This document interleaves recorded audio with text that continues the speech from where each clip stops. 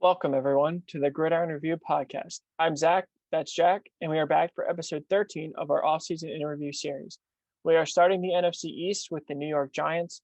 The team has a brand new front office with Joe Shine, as well as a new coaching staff headlined by Brian Dable, Mike Kafka, and Wig Martindale. This already could be one of the best coaching staffs in football, as long as Dable makes a transition from OC to head coach and does it successfully, but nothing suggests he can't do it. However, it's probably going to take a little bit of time to formulate their vision, and we are going to see how they did in their first offseason within the new regime. Jack can start us off. On offense, the losses start in the quarterback room with Mike Glennon. I guess this isn't really a significant loss, but he's made his way around the league. In the running back room, Devontae Booker and fullbacks Elijah Penny and Cullen Gillespie, Dante Pettis at receiver, Brick Hands at tight end, Kyle Rudolph at tight end, along with they lost a lot of tight ends. Will Hernandez on the line, Billy Price on the line, and Nate Solder, who really regressed hard since showing up in New York. Players retained Sandro Platts-Gummer, their international player, David Sills, CJ Board at receiver, Corey Cunningham at tackle. Their free agent pickups, Tyrod Taylor, Matt Breida, Richie James, Robert Foster, Keelan Doss, Ricky Seals-Jones, Jordan Atkins, John Feliciano, Mark Golinsky, Max Garcia, Jamil Douglas, and Matt Gano. In the draft, they add Evan Neal, Wandale Robinson, Josh Zayadu, and Marcus McKeithen. Offensively, if you followed our stuff, you would know that the minute they signed Tyrod, we thought this was a for sure signal that they were looking at one of the quarterbacks this year, because as sad as it is to say, because I like Tyrod, he's never going to hold the starting job again. And whoever succeeds him on his team is bound to be the franchise quarterback. Baker, Allen, Herbert, Davis Mills. Mills still has some to prove, but for a third-round rookie, looked pretty good last year. So we thought that it was going to be Malik Willis. They could be a dark horse in the first round. Clearly, that didn't pan out the way that we had thought originally. In the running backs room, it sounds like Barkley is supposed to take on a bigger role, which is kind of crazy to think about when he couldn't stay healthy in his past roles. And the receiver room is not bad. They took a huge step back last year, particularly Kenny Golladay, who is getting a lot of hate for his season last year, given the amount of money that he got paid. But the truth of the matter is that this is not a bad team. And you look at what Dable was able to do with Josh Allen, and by no means am I going to sit here and compare Daniel Jones to Josh Allen. I wouldn't even try.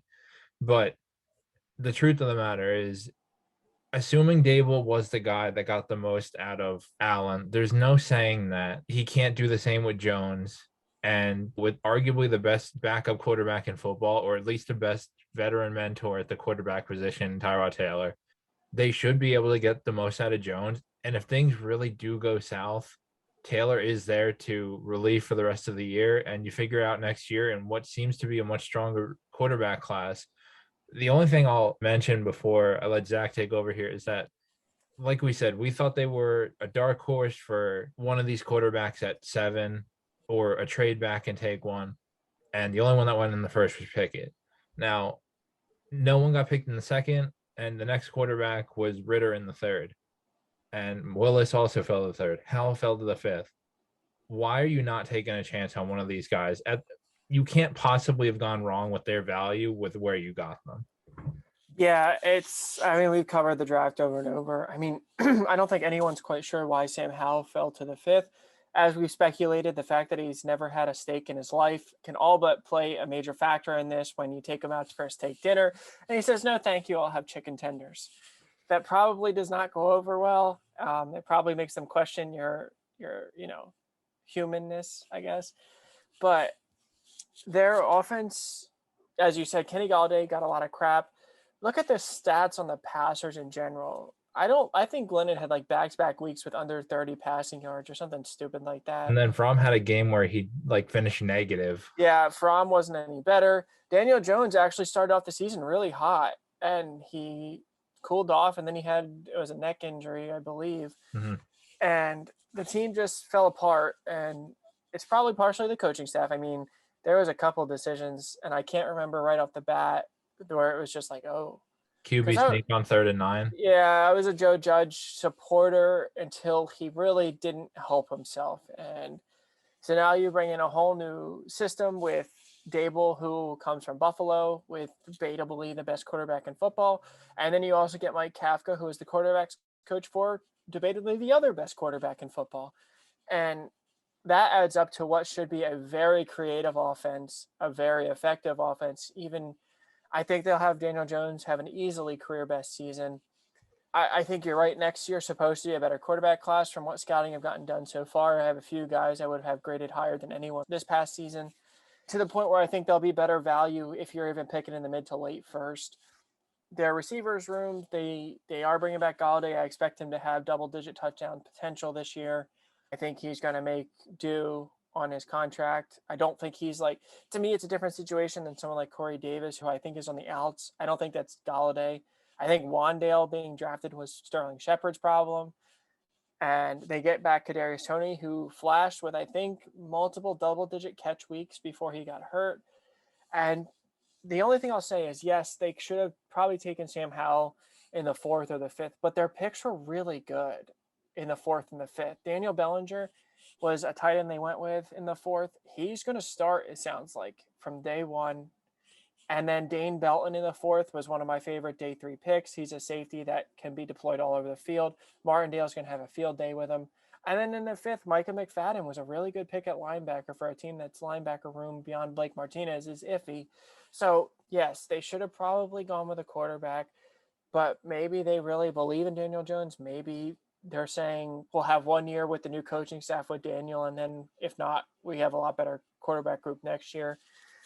Or it's even possible that they feel like they build a really good team and they can just drop a veteran in. That seems to be another, way that teams are trying to go with now. When you look at teams like Denver, who have everything set up, and they went with Drew Lock last year, Drew Lock and Teddy Bridgewater, and hoped that he worked it out, and he didn't. And then they just traded for Russell Wilson. The Giants could be in a very similar situation come next year.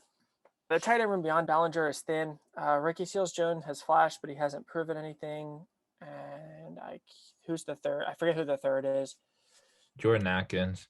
Yeah, another guy. I mean, he had his chance and he didn't really run with it in Houston. The running back room is thin. I think this is kind of an issue. Barkley has not been able to stay healthy, although it sounds like he's fully confident in his knee now, but everybody says that in every offseason. The player that's been hurt is like, oh, I finally feel 100%. And, it might be true, but who knows? Beyond him, they did sign Matt Breida, which I think he's a nice backup for Barkley, but he's another guy that just has not been able to stay healthy. Yeah, and then beyond that, it's Antonio Williams, who is an undrafted free agent from Buffalo that Dable brought over with him, and I don't know of anyone else. I mean, I'm sure Gary Brightwell is the other one they have listed. I mean, that's rough. That's a rough running back room.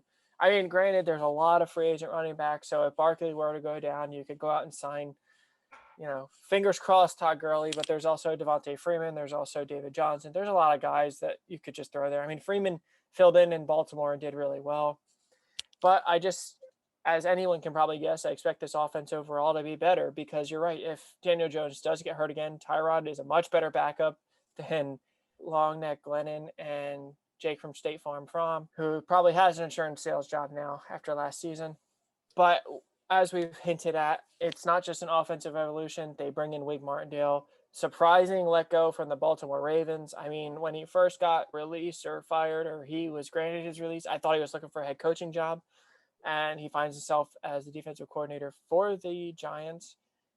And this should be what was not an awful defense last year should be a very good defense this year because he finds a way to disguise your weaknesses, which for the Giants is the secondary, and really does a good job with finding pass rushers. On the defensive side, they lost Austin Johnson, Danny Shelton, Raymond Johnson, Lorenzo Carter, Reggie Ragland, TJ Brunson, James Bradbury, Keon Crossan, Jabril Peppers, and Logan Ryan. They re-signed Jaron Williams as a depth corner, and they did pick up Jalen Holmes, Justin Ellis, Jihad Ward, Maurice Kennedy, Khalil Dorsey, Michael Jacquet, and Henry Black.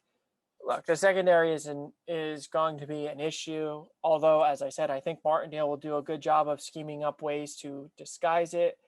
It still is led by Adoree Jackson, and Jack can cover how the defense is going to look. Zach's right. The secondary is kind of a mess. I mean, when you have Cordero Flott slotted in as your second corner, a little bit concerning considering he had some serious injury problems at LSU, right? Yeah, they said Cordero's like the athletic potential guy, but he had injuries and he wasn't on the field a ton compared to other prospects. And then after that, Rodarius Williams, Darnay Holmes, Aaron Robinson, none of these names stick out. I mean, Holmes and Robinson played, I think, some meaningful snaps last year, but to be the cornerback too, that's something else.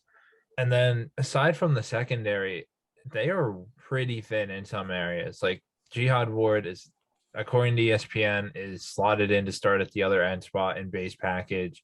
You have Justin Ellis, who you brought in from Baltimore, and Jalen Holmes, who I guess could fight for that spot. They could scheme it different depending on who you're playing. They took DJ Davidson in the draft. I mean, it's still a rough room, especially if Williams or Lawrence were to go down. Edge is probably the strongest position room on this team, and that's not surprising when you bring in a guy like Martindale. We didn't like him, but Thibodeau is there, Ojulari is there, Quincy Roche, Zimenez. Someone is going to step up if there's an injury, and if not, Ojulari and Thib should, hopefully get it done.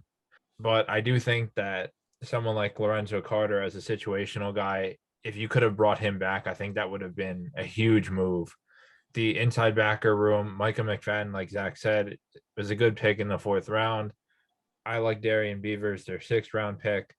I think he's a guy that could compete for meaningful snaps week 1. But you just look at what they had last year in the safety room with McKinney and Logan Ryan and Jabril Peppers, and you let Logan Ryan go, but why not bring Peppers back?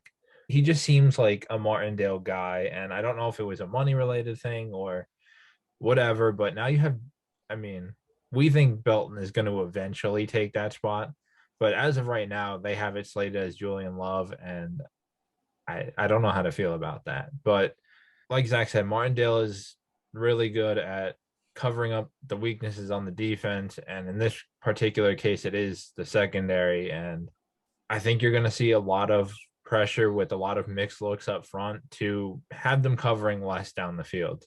Yeah, I mean, it screams like a zone blitz heavy scheme, I would imagine, because I don't think, even if it's not Flott, whoever else is starting. Now, granted, Martindale has found these nobodies at corner for Baltimore before, but it doesn't feel like it's going to be a man-on-man situation. We have them going 9-8, finishing 3rd in the division. We have their grade as great coaching hires. As you can tell, we really are a big fan of the 3 main ones. However, there's going to need time for the team to take shape.